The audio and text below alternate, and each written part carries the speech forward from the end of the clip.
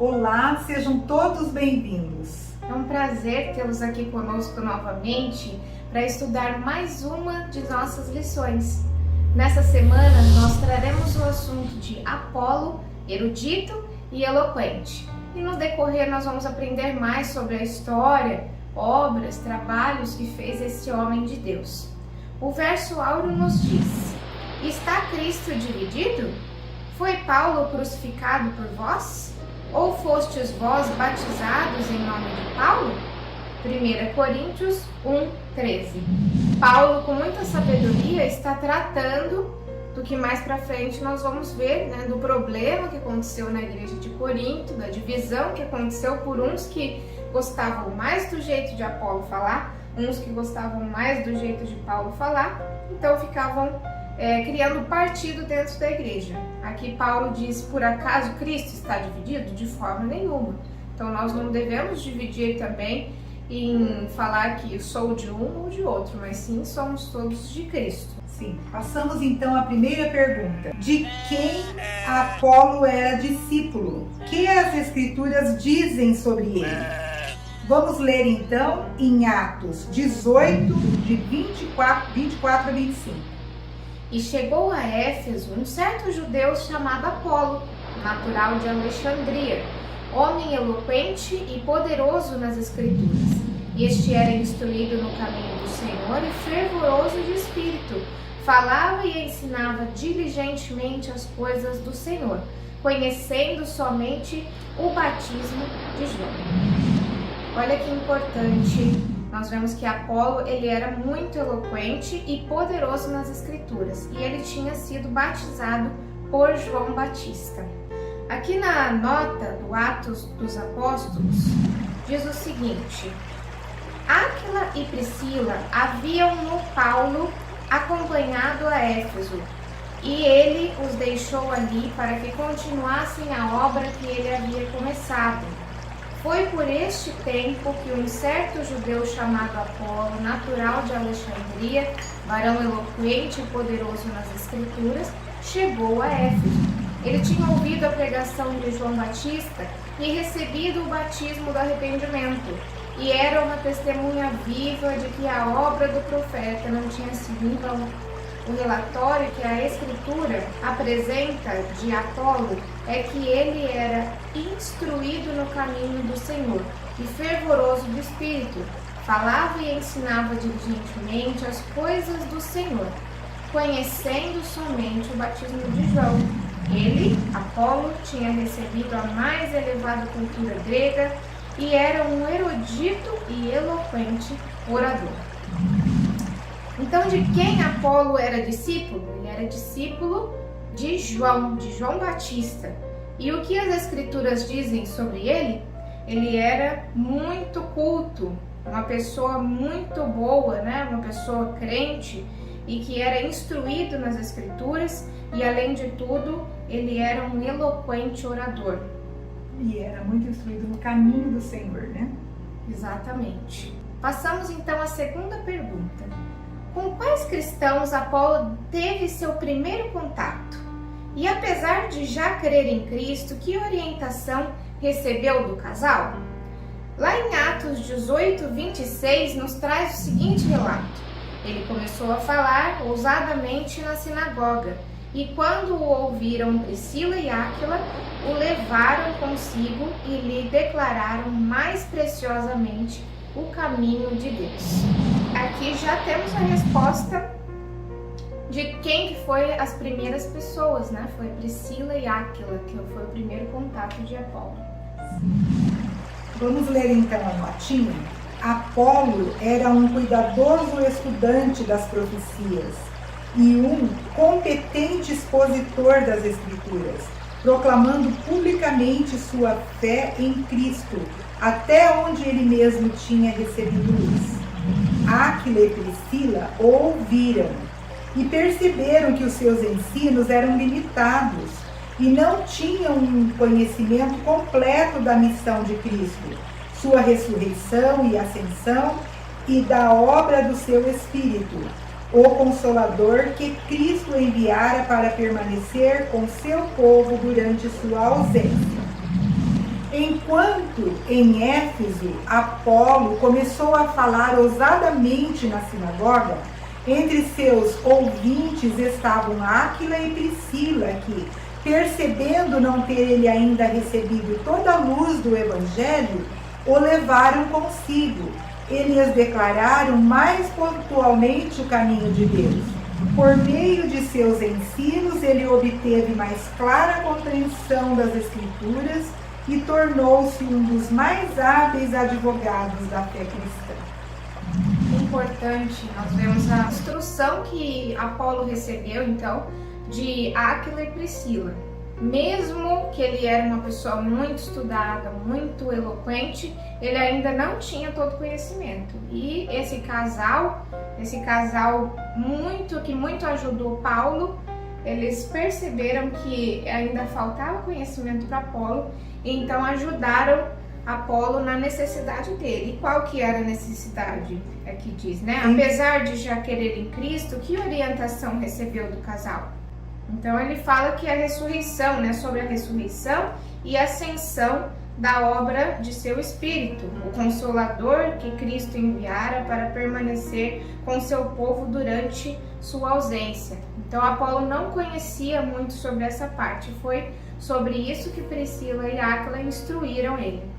Aqui também diz que Priscila e Áquila levaram ele consigo, né, e lhe declararam mais pontualmente o caminho de Deus. Sim, então nós vemos aqui que sempre para aprender, nós temos que ter humildade, né? De sempre tem alguém que pode ensinar aquilo que às vezes a gente não compreendeu direito ainda, né? A gente viu que ele foi humilde aí. Passamos então à terceira pergunta. O que é dito sobre o casal missionário que lhes instruiu? Temos aqui textos do livro Paulo, o apóstolo da fé e da coragem, na página 124, e também do Atos dos Apóstolos, na página 355. Deste modo, um consumado erudito e brilhante orador aprendeu mais perfeitamente o caminho do Senhor através dos ensinamentos de um homem e uma mulher cristãos, cujo humilde emprego era o de fazer tendas. Áquila e Priscila não foram chamados a dar todo o seu tempo ao ministério evangélico. Todavia, esses humildes obreiros foram usados por Deus para mostrar a Apolo mais perfeitamente o caminho da verdade. Importante que esse casal, como diz aqui, né? Nós sabemos que eles eram fabricantes de tendas também, assim como Paulo, e eles não foram chamados para dar todo o seu tempo para a obra de Deus, para o Evangelho, mas tudo que eles podiam fazer, eles estavam fazendo, né? No ato de evangelizar pessoas, eles eram então humildes obreiros e foram muito empregados por Deus. Passamos à quarta. Para onde foi Apolo com uma carta de recomendação da igreja de Éfeso? Ele foi bem sucedido? Porém, que lamentável situação se formou? No texto de Atos 18, 27 a 28, fala o seguinte: querendo ele passar a Acaia, o animaram os irmãos e escreveram aos discípulos que o recebessem, o qual, tendo chegado, aproveitou muito aos que pela graça criam, porque com grande veemência convencia publicamente os judeus, mostrando pelas Escrituras que Jesus era o Cristo. Vamos ler a notinha então? Apolo estava desejoso de ir para Caia, e os irmãos de Éfeso escreveram aos discípulos que o recebessem como um ensinador em perfeita harmonia com a Igreja de Cristo. Seguiu para Corinto, onde em trabalho público de casa em casa, com grande veemência, convencia os judeus, mostrando pelas Escrituras que Jesus era o Cristo. Paulo havia plantado a semente da verdade. Apolo regou-a agora. O sucesso alcançado por Paulo na pregação do Evangelho levou alguns crentes a exaltar seu trabalho sobre o de Paulo. Esta comparação de homem com homem suscitou na igreja o espírito de partidarismo que ameaçou deter grandemente o processo do Evangelho. Muitos declaravam estar sob a direção de Apolo, ao passo que outros preferiam os labores de Paulo. Satanás se instruiu na igreja de Corinto para tirar vantagem dessas diferenças imaginárias, tentando-os a contrastar seus ministros cristãos. Alguns reclamavam Apolo como seu líder, outros Paulo e outros Pedro. Assim, Paulo, em seus esforços para estabelecer o cristianismo, declarava com conflitos e provações dentro e fora da igreja. Paulo, o apóstolo da fé e da coragem, página 124. Vemos aqui que Apolo foi para a cidade de Corinto fazer um trabalho lá. Sabemos que Paulo já havia estado nessa cidade, já havia instruído essas pessoas, e agora Apolo foi lá também fazer um trabalho público, então de casa em casa, pregando o Evangelho. Aqui pergunta se ele foi bem sucedido. Com certeza, ele foi muito bem sucedido. Mas o que lamentável situação aconteceu então? Diz que ele foi tão bem sucedido na pregação do Evangelho que alguns crentes começaram a exaltar o seu trabalho além do de Paulo e achar que ele era muito mais erudito do que Paulo, e outros, ao contrário, preferiam Paulo, e começou a criar esse partidarismo dentro da igreja. Passamos então à quinta pergunta. O que Paulo fala sobre este assunto em carta aos Coríntios? E por que ele se informou com a família de Cloé, sendo que recebia inspiração? Lá em 1 Coríntios 1, versículo 10 ao 17, diz o seguinte: Rogo-vos, porém, irmãos, pelo nome do nosso Senhor Jesus Cristo, que digais todos uma mesma coisa, e que não haja entre vós dissensões. Antes sejais unidos em um mesmo pensamento e em um mesmo parecer. Porque a respeito de vós, irmãos meus, me foi comunicado pelos da família de Cloé que há contendas entre vós. Quero dizer com isso que cada um de vós diz: eu sou de Paulo, e eu de Apolo, e eu de Cefas, e eu de Cristo. Está Cristo dividido? Foi Paulo crucificado por vós? Ou fostes vós batizados em nome de Paulo? Dou graças a Deus porque a nenhum de vós batizei, senão a Crispo e a Gaio, para que ninguém diga que fostes batizados em meu nome. E batizei também a família de Estéfanas. Além destes, não sei se batizei algum outro, porque Cristo enviou-me não para batizar, mas para evangelizar, não em sabedoria de palavras, para que a cruz de Cristo se não faça vã. Que vemos as palavras de Paulo muito veementemente, essa reprovação que foi enviada para a igreja de Corinto, muito eloquente, muito assertiva, e fala aqui que ele foi avisado pela família de Cloé do que estava acontecendo. Por esta ocasião vieram a Éfeso membros da família de Cloé, família cristã de alta reputação em Corinto. Paulo pediu informações e lhes disseram que a igreja estava dividida. As dissensões que haviam tido lugar no tempo da visita de Apolo haviam aumentado grandemente. falsos mestres estavam levando os membros a desprezar as instruções de Paulo. O apóstolo sentiu-se em liberdade para mencionar como e por quem tinha sido informado das divisões na igreja. Paulo era um apóstolo inspirado. As verdades que ensinou a outros, ele as havia recebido por revelação. Todavia, o Senhor não lhe revelava diretamente em todos os tempos a condição exata de seu povo.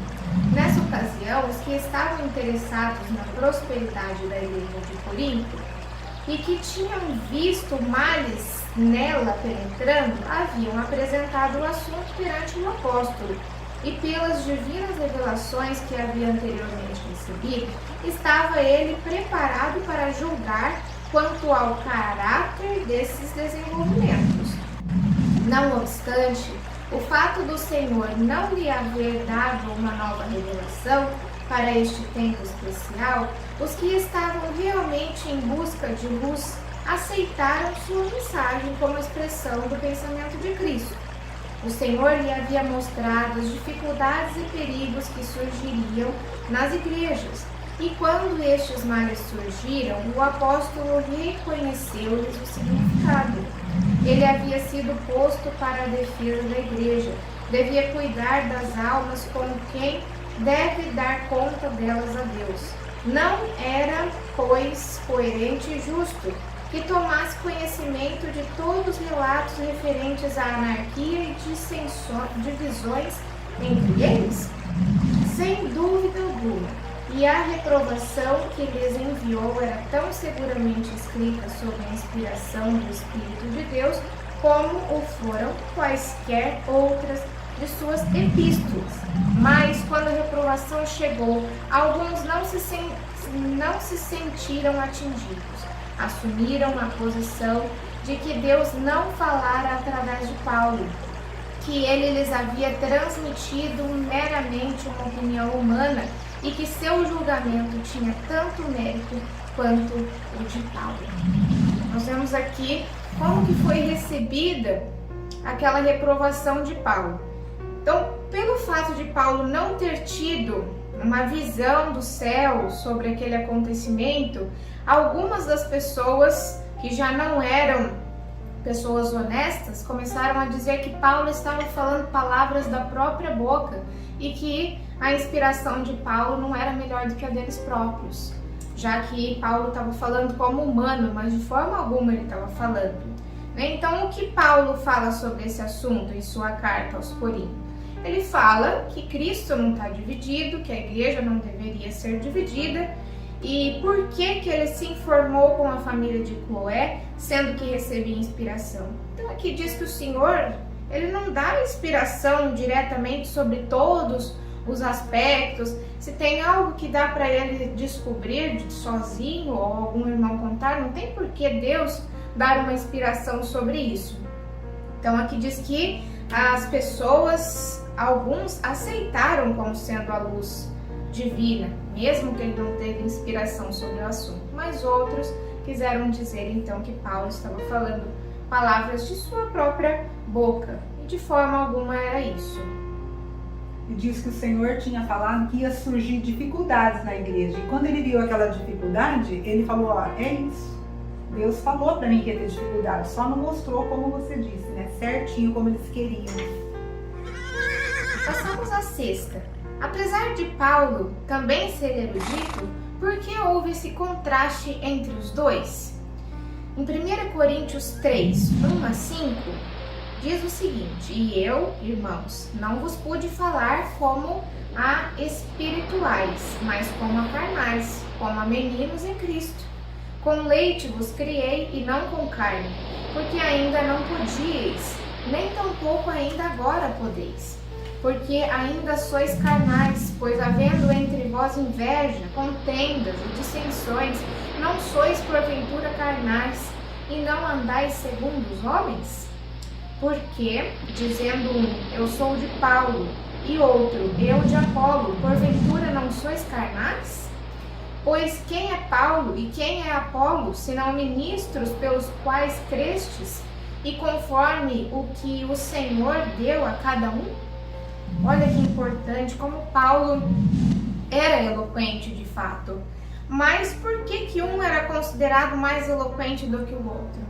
Aqui nós vamos ver então que Paulo, ele trazia simplicidade na sua verdade. Embora ele fosse muito eloquente, mas a verdade muitas vezes ela é simples e não precisa de muitos rodeios. Então vamos ler aqui também o versículo 22 e 23 de 1 Coríntios 3. Seja Paulo, seja Apolo, seja Cefas, seja o mundo, seja a vida, seja a morte, seja o presente, seja o futuro, tudo é vosso e vós de Cristo, e Cristo é de Deus. Então, resumindo, tudo é de Deus. Sim, vamos ver a notinha então. Paulo havia propositalmente apresentado o Evangelho aos coríntios em sua mais verdadeira simplicidade.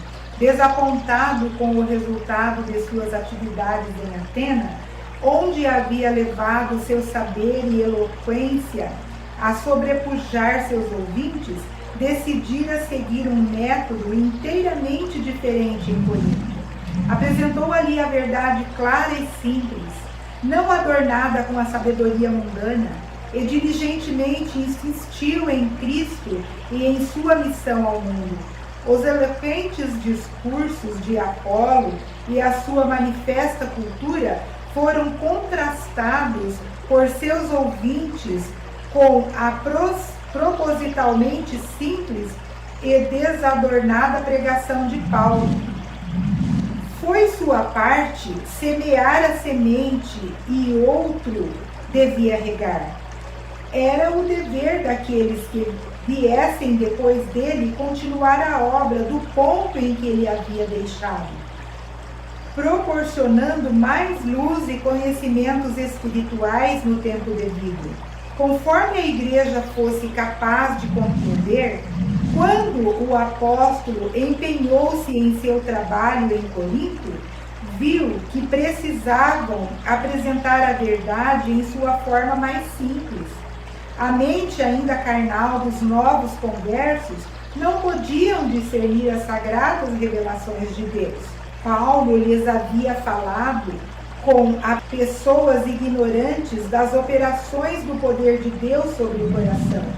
Sabia que muitos dos seus ouvintes eram orgulhosos de teorias humanas e expositores de falsos sistemas de adoração, tateando com os olhos cegos, esperando encontrar no livro da natureza algo que contradissesse os princípios da vida espiritual e imortal revelada nas Escrituras. Está no livro Paulo, o Apóstolo da Fé e da Coragem, página 126. Então nós vemos aqui que ele não era menos capacitado, mas ele via a necessidade de pessoas humildes de falar na linguagem simples, na linguagem que o povo ia beneficiar as pessoas. Se ele falasse com muita eloquência, às vezes as pessoas nem poderiam compreender, né?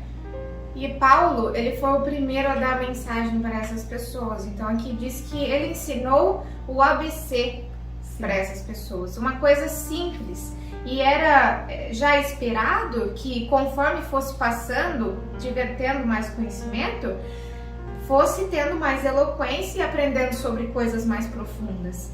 E isso não significa que o trabalho de Paulo ele não deveria ser feito. É muito importante ensinar a base, as coisas simples, para depois poder passar para as coisas profundas. E era de fato o que aconteceu. Então, quando Apolo chega a Corinto, ele não precisou mais ensinar as coisas simples, mas ele já pôde ensinar as coisas mais profundas e eloquentes. Então vamos passar à 7ª pergunta. A despeito do partidarismo formado, como Paulo e Apolo estavam? Como agiu acertadamente Apolo? Então vamos ler em 1 Coríntios 16, verso 12 e Tito 3 e 13. E acerca do irmão Apolo, roguei-lhe muito que fosse com os irmãos ter convosco, mas na verdade não teve vontade de ir agora. Irá, porém, quando se lhe oferecer boa ocasião. E Tito 3, versículo 13, acompanha com muito cuidado Zenas, doutor da lei, e Apolo, para que nada lhes falte. Então aqui em Coríntios nós vemos Paulo falando para Apolo voltar a Corinto e ele já não queria mais voltar. Aqui no livro Atos dos Apóstolos, na página 280, nos esclarece sobre essa situação. Paulo e Apolo estavam em perfeita harmonia. O último ficou desapontado e magoado por causa da dissensão na igreja de Corinto. Não tirou vantagem da preferência a ele mostrada, nem a encorajou, mas apressadamente deixou o campo da contenda. Quando mais tarde Paulo insistiu com ele para que tornasse a visitar Corinto, ele declinou e não voltou a trabalhar ali por muito tempo, até que a igreja tivesse alcançado um melhor estado espiritual. Então nós vemos aqui que eles nada tinham da culpa do que estava acontecendo na igreja. Nós vemos que Apolo ficou muito triste por saber do que estava acontecendo, que as pessoas estavam preferindo a palavra dele, e ele preferiu se retirar e não voltar mais até que as pessoas estivessem em melhor estado espiritual. E eles estavam em perfeita harmonia. Isso que às vezes não acontece, né? Então, às vezes dá algum problema e os líderes, aqueles que têm mais influência, não estão em perfeita harmonia e acaba se tornando uma coisa pior. Mas aqui eles estavam em harmonia, reconheciam a sua indignidade perante Deus, que eles não eram nada, eles só eram meros expositores da palavra de Deus, esperavam que essa igreja ficasse em melhor estado espiritual. Passamos à oitava. Em linhas gerais, quais partidos existiam na igreja? Quem eram os partidários de Cristo? 1 Coríntios 4, no versículo 6. E eu, irmãos, apliquei essas coisas por semelhança a mim e a Apolo, por amor de vós, para que em vós aprendais a não ir além do que está escrito, não vos ensoberbecendo a favor de um e contra o outro. Sim, então nós vamos ler a notinha aqui, que está na página 129 do livro Paulo, o apóstolo da fé e da coragem. Nos dias dos apóstolos, os componentes de um partido ou de grupo afirmavam crer em Cristo, mas recusavam tratar seus embaixadores com o devido respeito. Declaravam que não seguia nenhum mestre humano e que eram instruídos diretamente por Cristo, sem auxílio de ministros do Evangelho. Eram de espíritos independentes e indispostos a se submeterem à orientação da igreja. Outro partido declarava Paulo como seu líder e havia comparações entre ele e Pedro. Comparações essas que eram desfavoráveis a Pedro. Um outro grupo declarava que o apóstolo exercia em muito o discurso e o poder de oratória de Paulo. Ainda outra facção reclamava Pedro como seu líder, afirmando que ele fora mais íntimo de Cristo quando o Salvador esteve na terra, ao passo que Paulo tinha sido um perseguidor dos crentes. Havia o perigo de que esse espírito de partidarismo arruinasse a igreja cristã. Então nós vemos aqui que pelos líderes não tinha partidarismo, mas as próprias pessoas estavam fazendo e querendo diminuir, né? Às vezes a pessoa tem mais apreço por um e desfaz do outro, né? E Deus não quer isso. Todos têm o seu valor, né? Um planta, o outro rega, o outro colhe, e assim Deus se serve de todos. Isso. E Cristo dá o crescimento, Sim. né? E então aqui pergunta quais que eram os partidos que existiam. Então nós vemos aqui 4 partidos. O partido de Pedro, aqueles que achavam que Pedro era o melhor líder, aqueles que achavam que Paulo aqueles que achavam que Apolo e aqueles que eram de Cristo. Vendo assim, nós pensamos, estavam certos os que eram de Cristo, mas não estavam, porque vem a segunda parte da pergunta: quem eram os partidários de Cristo?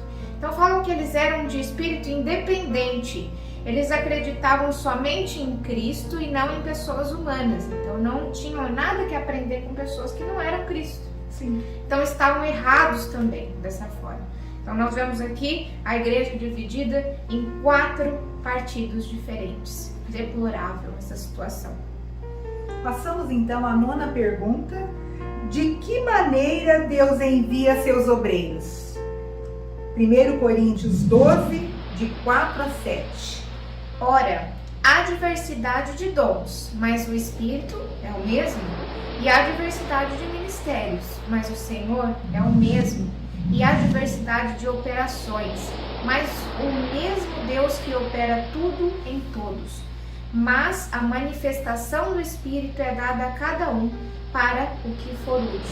Olha que texto mais belo e mais explicativo. Então nós temos diferentes pessoas com jeitos de agir diferente, falam diferente, às vezes vão estar em um propósito diferente, trabalhando em diferentes estágios, mas é o mesmo Senhor e o mesmo Espírito que trabalha por eles. Muito importante. Vamos ler aqui no mesmo livro de Paulo, o apóstolo da fé e da coragem, na página ainda 129. O Senhor envia auxílio à sua igreja conforme suas necessidades e não conforme o que ela prefere, pois mortais curtos de vista não podem discernir o que é para seu maior bem. É raro ter um ministro todas as qualificações necessárias para aperfeiçoar qualquer igreja em todas as exigências do cristianismo. Por isso, Deus envia outros ministros para segui-lo, um após outro, possuindo cada tal habilitações em que os outros eram deficientes. Olha só, então nós somos limitados. Mesmo aquele que mais se desenvolveu como obreiro, como ministro, fala que vai ser muito difícil que ele tenha todas as qualidades necessárias. Por isso que sempre Cristo enviava, de 2 em 2, e aquele que não tinha as características necessárias, o outro trazia esse complemento de características em que faltava. Sim, às vezes Deus precisa de uma pessoa mansa e às vezes precisa de um que ele vai falar mais prontamente, na hora que precisa. Então, pelo que a gente viu na nota aqui, Deus se serve de todos. E sempre trazendo esse equilíbrio. Então, de que maneira Deus envia seus obreiros? Conforme as suas necessidades e não o que a igreja quer. Porque nós não sabemos de nada o que é o melhor para nós. E também não sabemos julgar o caráter nem o coração. Então, o Senhor envia conforme são as necessidades da igreja. Passamos à 10ª. Os cooperadores de Deus semeiam e regam, mas como que ocorre o crescimento? Em 1 Coríntios 3, no versículo 6 ao 11, diz: eu plantei, Apolo regou, mas Deus deu o crescimento. Por isso, nem o que planta é alguma coisa, nem o que rega, mas Deus que dá o crescimento. Ora, o que planta e o que rega são um, mas cada um receberá o seu galardão segundo o seu trabalho, porque nós somos cooperadores de Deus. Vós sois lavoura de Deus e edifício de Deus. Segundo a graça de Deus que me foi dada, pus eu como sábio arquiteto o fundamento, e outro edifica sobre ele. Mas veja cada um como edifica sobre ele, porque ninguém pode pôr outro fundamento além do que já está posto, o qual é Jesus Cristo. Então aqui Paulo explica como que funciona essa questão da conversão de uma pessoa, e que não é mérito daquele que levou a palavra, que expôs a verdade. Não, ele apenas regou, plantou, mas não é mérito deles o crescimento. Se não for Deus dar o crescimento, de nada vai adiantar, aquela semente não vai germinar, ela vai continuar lá e não vai ter valido de nada. Então é Deus que dá o crescimento. Então vamos ler na notinha. Ninguém a não ser aquele que criou o homem pode efetuar uma mudança no coração humano. Somente Deus pode dar o crescimento. Cada professor deve compreender que precisa ser movido por agentes divinos. Julgamentos e ideias humanas, mesmo do mais experimentado, são passíveis de imperfeições e de faltas, e o frágil instrumento sujeito aos próprios traços hereditários de caráter precisa submeter-se à santificação do Espírito Santo diariamente. Ou o eu assumirá as rédeas e procurará dirigir. No manso e humilde espírito de discípulo, todos os métodos, planos e ideias humanas devem ser levados a Deus para sua correção e aprovação. De outro modo, a incansável energia de Paulo ou a habilidosa lógica de Apolo serão impotentes para efetuar a conversão de homens. Então, como eu já disse, se colocar a semente lá, regar, mas a gente tem que esperar pelo milagre que é o nascimento. Assim é o nascimento do Espírito de Cristo no coração de uma pessoa. Aquele que leva não pode fazer, não está sobre o direito dele fazer isso. Então, mesmo que tudo, a eloquência de Paulo, de Apolo, isso tudo é impotente se não tiver o crescimento dado por Cristo. Passamos então à 11ª pergunta. Diante da prova final, permanecerá o partidarismo? Na oração de Jesus, fala-se de ecumenismo geral de todas as igrejas no mundo ou trata-se de união na própria Igreja de Deus? O que é dito dos que se desviaram do aprisco? Por fim, o que é dito da mensagem do terceiro anjo? Perguntas muito importantes para nós e nós vamos encontrar as respostas, no sexto testemunho para a igreja, na página 401. Por outro lado, quando a tempestade da perseguição realmente irromper sobre nós, as ovelhas genuínas ouvirão a voz do verdadeiro pastor. Serão feitos esforços abnegados para salvar os perdidos, e muitos que se desviaram do aprisco retornarão para seguir o grande pastor. O povo de Deus se unirá e apresentará ao inimigo uma frente unida. Diante do perigo comum cessará a luta pela supremacia. Não haverá disputa sobre quem será considerado maior. Nenhum dos crentes genuínos dirá: eu sou de Paulo, e eu de Apolo, e eu de Cefas. O testemunho de cada um e de todos será: e me apego a Cristo, regozijo-me nele como meu Salvador pessoal.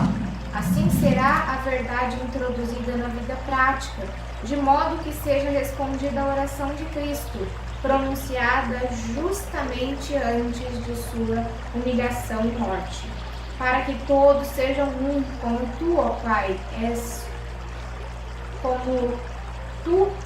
Pai, o és em mim e eu em ti, que também eles sejam um em nós, para que o mundo creia que tu me enviaste.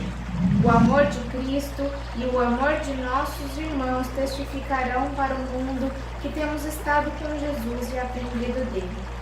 Então a mensagem do terceiro anjo se transformará num alto clamor, e toda a terra se iluminará com a glória do Senhor. Então vamos por parte aqui nas perguntas. Diante da prova final, que é o decreto dominical, permanecerá o partidarismo? De forma alguma.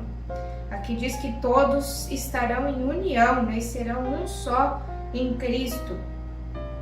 Na oração de Jesus, que está em João 17, fala-se de ecumenismo geral de todas as igrejas no mundo ou trata-se de união na própria igreja de Deus? Então o texto de João 17 é este: para que todos sejam um, como tu, ó Pai, o és em mim e eu em ti, que também eles sejam um em nós, para que o mundo creia que tu me enviaste. Então, de forma alguma, a oração de Cristo foi sobre ecumenismo, foi cada um na sua, de forma alguma. Foi todos reunidos em uma só igreja, em uma só fé. E a pergunta C: o que é dito dos que se desviaram do aprisco? Aqui fala que neste momento da história eles retornarão para seguir o grande pastor. E por fim, o que é dito da mensagem do terceiro anjo? Que então, quando essas coisas acontecerem, ela se avolumará para um alto clamor, né? E iluminará a terra com a glória do Senhor. Assim fica concluída esta lição, essa belíssima lição que aprendemos sobre Apolo, sobre Paulo também, a igreja de Corinto, e que nós possamos tirar exemplo para que nunca entre em nosso coração partidarismo, achar que uma pessoa é melhor do que a outra, porque sabemos que todas têm a mesma fonte, que é Cristo, e só Ele é o maior de todos. Amém. Amém. Em nosso site vocês encontrarão estudos, notícias, dicas de saúde, além de todas as nossas lições. Participem conosco através da nossa página no Facebook e assistam todas as nossas lições através do YouTube.